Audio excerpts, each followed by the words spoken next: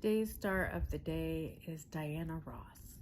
This queen was born March 26, 1944 in Detroit, Michigan. And of course she is best known for her fabulous music career, starting with the Supremes and then venturing off on her own career. She still records and releases music today.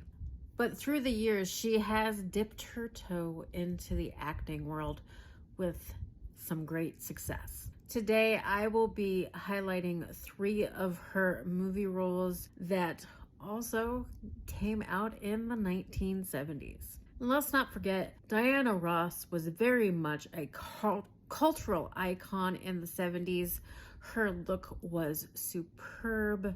If you ever see pictures of her during that time, I mean, granted, her look was superb in the 60s with the Supremes, and her look is still superb today, but in the 70s is where she really hit her artistic stride. The first Diana Ross movie that I want to highlight is 1972's The Lady Sings the Blues, in which she plays legendary jazz singer Billie Holiday. It's about Billie Holiday's troubled life and career, and Diana Ross does a fabulous job in this film. It was directed by Sidney Furie. It was nominated for 5 Oscars, including Diana Ross for her performance as Billie Holiday in the Best Actress category. It co-starred Richard Pryor and Billy Dee Williams. And for the drug scenes in this movie, Richard Pryor actually coached Diana Ross how to act when she was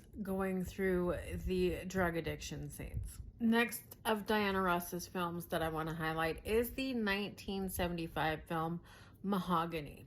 She plays fashion designer Tracy Chambers, and like I said, it is set in the fashion world. It also co-stars Billy Dee Williams, her co-star from Lady Sings the Blues, and it also co-stars Anthony Perkins from the movie Psycho. And some of the fashion designs in this movie were actually designed by Diana Ross herself. But if you want to talk about great chemistry between co-stars, it's the chemistry between Billy Dee Williams and Diana Ross. They star in these 2 films together, and they make quite a great pairing. This movie actually has Motown founder Berry Gordy as the credited director. He originally had hired Tony Richardson as the director of the film. He didn't like the direction it was going in, and they had some disagreements.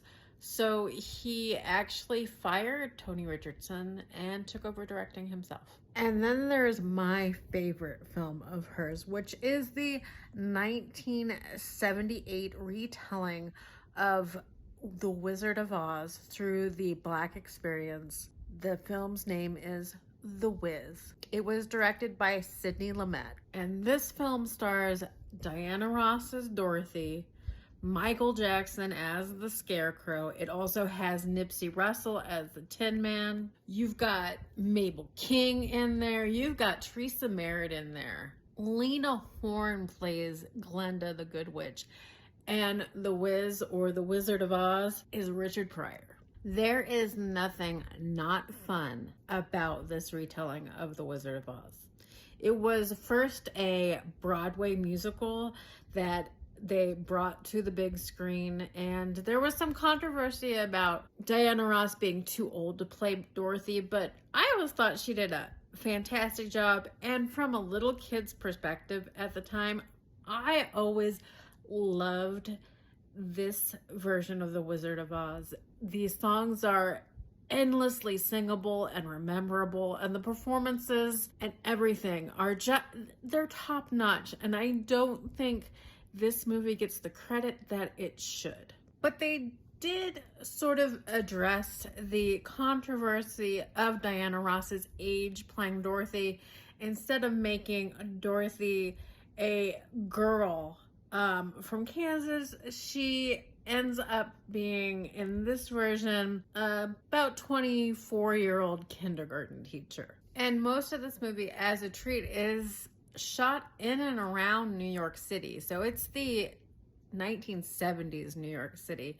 And you do get to see things like the World Trade Center and Shea Stadium, some things that don't exist anymore, obviously. And like I said, I love this film. I don't think it gets enough credit.